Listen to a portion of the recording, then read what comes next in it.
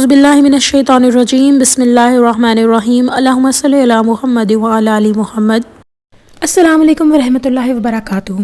درود ابراہیمی کی اس ویڈیو کے اندر میں آپ لوگوں کے ساتھ ایک ایسا مشاہدہ بہن کا شیئر کرنا چاہتی ہوں جو کہ آپ لوگوں کو یہ انڈرسٹینڈ کروائے گا کہ کس طریقے سے درود ابراہیمی پڑھنے والا شخص جس کی زندگی میں نکھار آتا ہے، جس کی زندگی میں کامیابیاں آتی ہیں۔ تو کامیابیاں ایک نارمل جب اس بات کو ہم دیکھیں تو کامیابی کیسے آتی ہے؟ کامیابی ایسے ہی آتی ہے نا جب چھوٹے چھوٹے ہم سٹیپس لیتے ہیں۔ فار ایگزامپل اگر کوئی انسان چاہتا ہے کہ فلاں کوئی ایگزام ہے اس میں پاس ہو، ویسے تو ہر چیز اللہ کے اختیار میں ہے، لیکن اگر وہ چاہتا ہے اس کی طرف جو اس نے محنت کرنی ہے وہ کیا ہے، وہ چھوٹے چھوٹے سٹیپس اٹھاتا ہے۔ فرض کر ایک سال پڑا ہے اس کی تیاری کرنے میں اس ایگزام کی، تو وہ کیا کرے گا؟ وہ آہستہ آہستہ تھوڑے تھوڑے چیپٹرز یاد کرے گا، آہستہ آہستہ ہر سبجیکٹ کو ٹائم دے گا۔ یہ تو نہیں کہ ایک دن میں پوری بک جو ہے وہ رٹ جائے گی۔ بالکل ویسے ہی جب ہم درود ابراہیمی پڑھنا شروع کرتے ہیں تو اس واقعے سے آپ دیکھیں گے کہ کس قدر اللہ سبحانہ تعالیٰ کی برکتیں ہمارے ساتھ ہونے لگ جاتی ہیں۔ تو بہن کہتی ہیں کہ میں درود ابراہیمی روز 1000 مرتبہ مکمل کرنے کی کوشش کرتی ہوں۔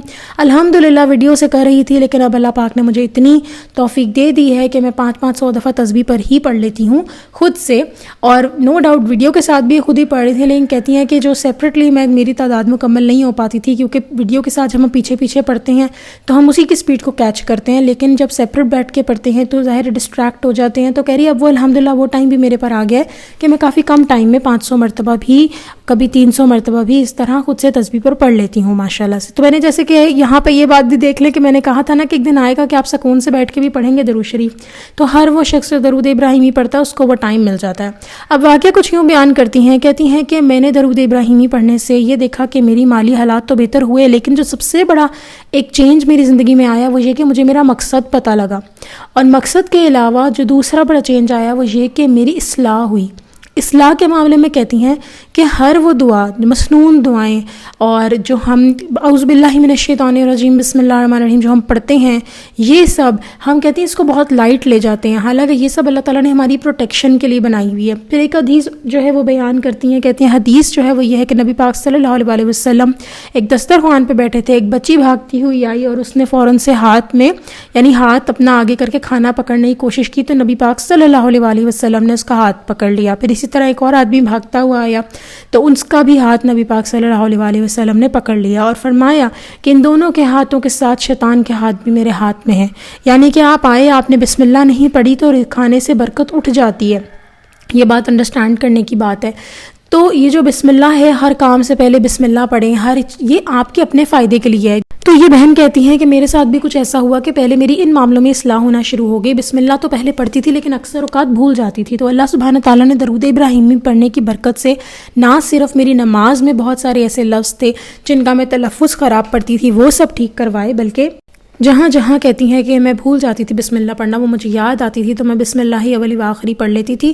اور اس کے علاوہ کہتی ہیں کہ آہستہ آہستہ بسم اللہ پڑھنا میرے ہر کام کے شروع میں میری روٹین بنتا چلا گیا۔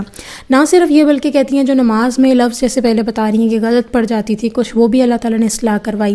پھر اس کے بعد یہ بھی کہتی ہیں کہ زندگی کے ہر اس موڑ پر جہاں پر میں اچھے طریقے سے اس طرح ایکٹ نہیں کر رہی تھی جو اللہ تعالیٰ چاہتے تھے کہ میں کروں، رحم دلی سے، صلہ رحمی سے، کہتی ہیں کہ وہ مجھے آیا۔ پھر اس کے بعد کہتی ہیں جو سب سے بڑا سوال کا جواب مجھے ملا وہ یہ کہ اللہ تعالیٰ کس قدر ہمیں چاہتے ہیں کہ ہم دوسروں کے بیہیویئرس کا کس طرح جواب دیں۔ کہتی ہیں اکثر اوقات میں کہتی تھی اچھا اگلے نے مجھے بولا، چلو جی اگلے کو ایک دفعہ کچھ بول تاکہ وہ اگلے دفعہ اس کی ہمت نہ ہو، لیکن یہاں پہ وہ کہتی ہیں قرآن پاک سے کہتی ہیں مجھے جواب ملے، اور یہ تبھی میرے جب درود ابراہیمی انہوں نے کہتی ہیں میں نے پڑھنا شروع کیا، کیونکہ تبھی کہتی ہیں آپ کی پرسنالٹی میں نکھار آتا ہے۔ اور یہ جو نکھار ان کی پرسنالٹی میں آیا وہ یہ کہتی ہیں مجھے اس ایک سوال کا جواب کہ کوئی مجھ سے بدتمیزی کرے تو میں اس کا کیسے جواب دوں، 3 طریقے سے ملا۔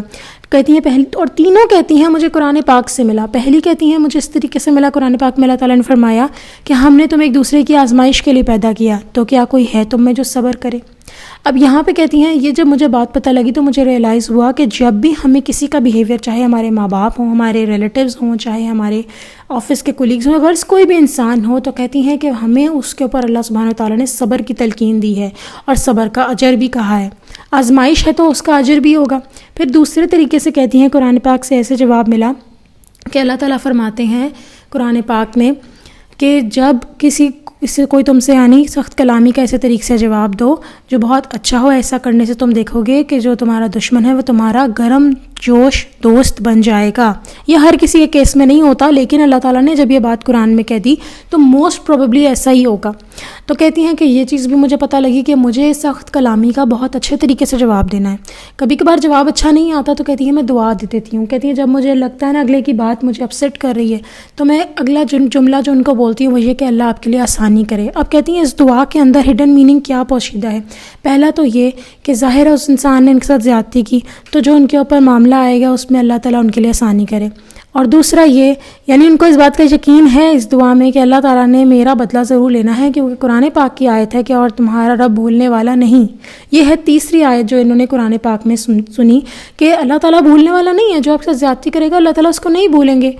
اور پھر یہ کہتی ہیں کہ یہ جو دعا میں دیتی ہوں کہ اللہ آپ کے لیے آسانی کرے، اس کے اندر یہ کہتی ہیں سب سے بڑی چیز مجھے یہ بھی پتہ لگتی ہے کہ جب ہم کسی کو دعا دیتے ہیں تو ہمیں بھی ویسی ہی دعا ملتی ہے. تو ظاہر ہے یہ جو انسان میرے سے بدتمیزی کرا یہ میرے لیے آسانی نہیں ہے، تو جیسے ہی میں نے یہ دعا دی تو میرے لیے بھی اللہ تعالیٰ آٹومیٹکلی آسانی کر دیتے ہیں.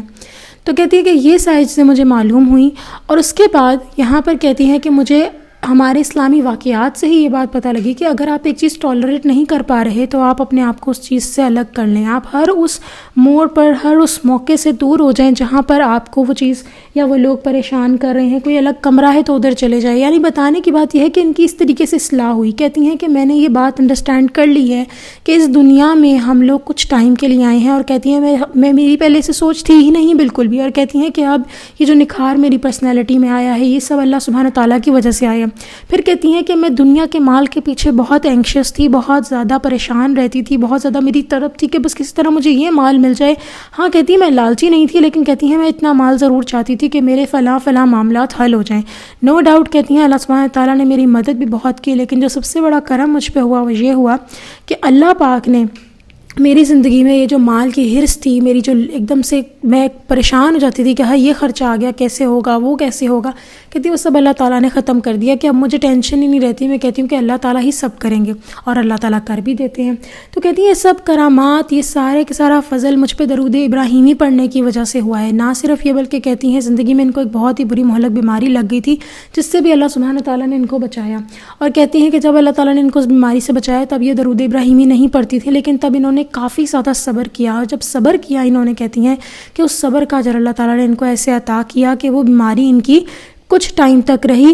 اور کہتی ہیں کہ شاید لوگوں نے یہ بھی کہا کہ دوبارہ ٹیسٹ کراؤ، ہو سکتا ہے اس کی باڈی اینٹی باڈیز جو ہیں وہ ہوں تمہارے جسم میں. لیکن کہتی ہیں کہ میں درود ابراہیمی الحمدللہ پڑھنے لگ گئی اور مجھے وہ کوئی اثرات وغیرہ اپنے اندر محسوس نہیں ہوئے. تو اللہ سبحانہ تعالیٰ بہت برکت والے ہیں، بہت رحم و کرم کرنے والے ہیں، صاحب رحمت ہیں. اور ان کے واقعے سے ہمیں یہی سبق ملتا ہے کہ کسی نے اپنے اندر نکھار پیدا کرنا ہے اپنی پرسنالٹی میں اپنے آپ کا. اور نکھار کب آئے گا؟ جب آپ اللہ کے اکارڈنگ ہو جائیں گے. بالکل ہمیں لگتا ہے نا کہ ماڈرن ہو جائیں گے تو پتہ نہیں کیا آسمان میں شاید جا کے تیر چلا کر آ جائیں گے. آپ ماڈرن اور آپ ایک اچھی پرسنالٹی تبھی بن سکتے ہیں جب آپ اللہ تعالیٰ کے احکام پر عمل کریں. ہم نے بہت سارے ایسے مسلمان دیکھے ہوں گے اپنی زندگی میں جو بہت نمازیں پڑھتے ہیں، بہت عبادات کرتے ہیں، لیکن ان کو بات کرنے کی تمیز نہیں ہوتی، ان کی زبان سے کانٹے جھڑتے ہیں، ان کے منہ سے ایسی باتیں استغفر اللہ نکلتی ہیں کہ اگلے بندے کو چیر پاڑ کے رکھ دے اور تھوڑی دیر بعد وہ جا کے جائے نماز پڑھ رہے ہوں گے. بے شک ہمارے اندر اور نہ ہمارے پاس یہ کوئی رائٹ ہے کہ ہم یہ بات کریں جی کہ ان کی نمازیں کس کام کی، استغفر اللہ، ایسی باتیں نہیں ہمیں کرنی. لیکن یہاں یہ بات انڈرسٹینڈ کرنے کی ضرورت ہے کہ حدیث میں لکھا ہے کہ وہ عورت جو بہت سدے نماز کر رہی ہے لیکن اس کی زبان سے ہی اگلا بندہ محفوظ نہیں ہے، اس کی بات کا کیا فائدہ ہے. تو پلیز اچھا انسان وہی ہے جو اپنے فرائض تو انجام دے اور اللہ کی عبادت بھی کرے، لیکن اس کی زبان بھی اچھی ہو، اس کی زبان بھی ایسی ہو کہ اللہ سبحانہ تعالیٰ کو پسند آئے، نہ کہ اگلے لمحے جو ہے کسی کو اتنا سنا کے رکھ دے کہ اگلے کا دل جو ہے وہ ٹوٹ کر رہ جائے. حضرت عائشہ رضی اللہ عنہا کو نبی پاک صلی اللہ علیہ وسلم نے ایک دفعہ کہا کہ آپ کے پاس اجازت ہے کہ آپ مجھ سے سوال کریں. پتہ نہیں میرے خیال سے نبی پاک صلی اللہ علیہ وسلم شاید بہت خوش تھے، اللہ مجھے معاف کرے اگر میں یہ بتاتے ہوئے تھوڑا سا غلطی کر دوں.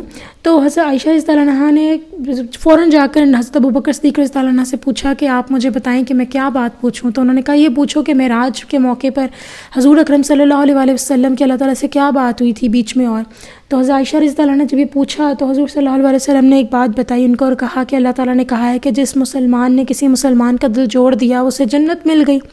اب یہاں پہ نہ عبادت کی بات تھی، بس دل جوڑنے کی بات تھی. ہاں مسلمان ہونا، ایمان کا ہونا شرط ہے کہ آپ اللہ تعالیٰ کو مانیں، انبیاء کرام جو ہمارے ایمان ہیں ان کے اوپر ایمان لانا ضروری ہے۔ تو جب حضرت ابو بکر صدیق رضی اللہ عنہ کو انہوں نے بات بتائی تو حضرت ابو بکر صدیق رضی اللہ عنہ رو پڑے، تو حضرت عائشہ رضی اللہ عنہ نے کہا آپ کیوں رو رہے ہیں، اس بات کو تو خوش ہونا چاہیے۔ انہوں نے کہا تم نے اس کا دوسرا پہلو نہیں دیکھا، اور وہ یہ کہ جس نے کسی کا دل توڑ بھی دیا تو وہ اس کے اوپر دوزخ واجب ہے۔ اب یہاں پہ آپ انڈرسٹینڈ کریں کہ دل رکھنا اور دل توڑنا کتنی بڑی امپورٹنٹ چیز ہے، اور یہاں پر میں یہی کہوں گی کہ اس کے اندر پھر شرائط بھی ہے کہ یہاں پر آپ جو دل جوڑ رہے ہیں اور دل توڑ رہے ہیں وہ اللہ تعالیٰ کے اکارڈنگ بندہ ہے کہ نہیں، نہ کہ اب یہاں پہ خدا نخواستہ ہم حرام ریلیشن شپس کی بات کر لیں۔ بہت سارے لوگوں کو شیطان نے اس طرح ہی بہکایا ہوا ہے کہ حرام ریلیشن شپس میں وہ چھوڑنا نہیں چاہتے کہ نہیں بھی اس کا دل ٹوٹ جائے گا تو ہم پہ جو ہے وہ معاذ اللہ دوزخ واجب ہو جائے گا۔ استغفر اللہ، اس کیس میں نہیں پڑھنا پلیز کسی نے بھی یہ چیز۔ تو آپ ایک بات یاد رکھیے گا، اگر آپ اس طرح کے ریلیشن شپ میں ہیں، حرام ریلیشن شپس میں ہیں یا رہے ہیں، تو آپ کو اس کا، اگر آپ نے اللہ تعالیٰ سے پراپر طریقے سے معافی نہیں مانگی تو آپ کو اس کا خمیازہ بھگتنا پڑے گا اس دنیا میں۔ آپ کو اللہ تعالیٰ کا جو ایک طرح کا سمجھ لیں کہ آزمائش کہہ لیں یا پریشانی کہہ لیں، وہ آپ کو یہاں کاٹ کے جانی پڑے گی۔ اور اگر آپ بہت ہی معاذ اللہ خدا نخواستہ کوئی شخص بہت ہی بد نصیب ہے، میں آپ کی بات نہیں کرتی، میں کہتی ہوں کوئی شخص بہت ہی بد نصیب ہے جس کو اس دنیا میں کاٹنی نہیں پڑی نہ تو اس کو آخرت میں بڑی بڑی کاٹنی پڑے گی۔ اسی لیے یہ بھی ایک کرم ہوتا ہے کہ ہمارے گناہوں کو ہمیں اسی دنیا میں ہی جو ہے وہ ہمیں اس کا اللہ سبحانہ تعالیٰ تھوڑا سا پنشمنٹ دے دیتے ہیں، لیکن obvious سی بات ہے اللہ تعالیٰ کے اختیار میں سب کچھ ہے۔ جب ہم معافی نہیں مانگتے، ظاہر ہے پھر اس طریقے سے اللہ تعالیٰ ہمارے لیے آزمائش کریٹ کرتے ہیں تاکہ ہمارے گناہ جھڑ سکیں، لیکن اللہ تعالیٰ سب کو توفیق دے گناہ اللہ سبحانہ تعالیٰ معاف کر دیں ہمارے گناہ۔ اور میں امید کرتی ہوں کہ آپ کو یہ ویڈیو اچھی لگی ہوگی۔ چلیں جی، انشاءاللہ نیکسٹ ویڈیو میں پھر حاضر ہوں گی، تب تک کے لیے اللہ حافظ۔